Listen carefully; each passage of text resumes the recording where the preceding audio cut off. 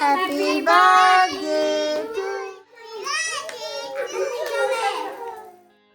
হেই everyone, আসসালামু আলাইকুম। Welcome back to my another videos. I hope সবাই ভালো আছেন, সুস্থ আছেন।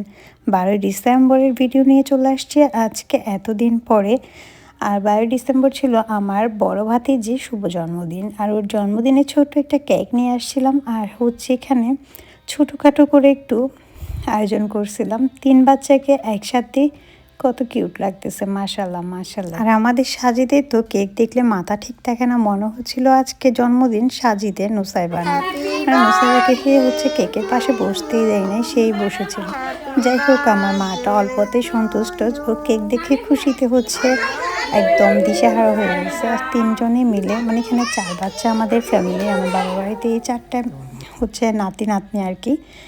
তো ওদের 4টাকে একসাথে বসিয়ে দিয়ে হচ্ছে প্রথমে কেকটা কাটার হচ্ছিল। এই যে দেখতে পাচ্ছেন, সাজিদ কিন্তু মাঝখানে বসছে, মনে হচ্ছিল ওরই বার্থডে আজকে। যাই হোক, সাজিদ কেক কাটতে অনেক বেশি পছন্দ করে, বাচ্চারা তো এরকমই হয়। আর চকলেট কেক আমার অনেক বেশি পছন্দের। শুধু আমার না, আমি দেখলাম আমার ভাতিজি, আমার ছেলে, সবারই হচ্ছে চকলেট কেক অনেক বেশি পছন্দের। যাই হোক, এইখানে হচ্ছে একজন একজনকে কেক খাইয়ে দিচ্ছিল, তারা ভাই বোন সবগুলা। আর খাইস না, নুসাইবার খাইও না আম্মু। খুবই জন রাখো আম্মু, খুবই জন রাখো। Happy birthday to Nusaiba. এটা পড়ে গেছে। তুমি দুষ্টামি করে না, কি বলছিস? সাজিদ আসো।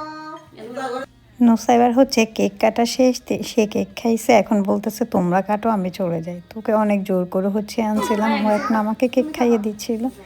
যাই হোক, আমিও খেলাম কেক। ও নাকি আর কেক খাবে না, কারণ ও অনেক বেশি কেক খাইছে, তাই খাবে না।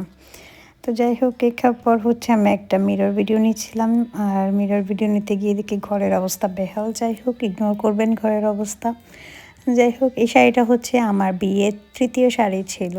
তো একটু মিরর নিচ্ছিলাম, কারণ এই শাড়িটা আর পরা হবে কিনা জানি না, কারণ অনেক বেশি নষ্ট হয়ে যাচ্ছে শাড়িগুলো, আগের শাড়ি। আর এদিকে সকালবেলা ভাবি আর মা বিনে হচ্ছে রান্না করতে বসছে, ভাপা পিঠা বানাচ্ছিল।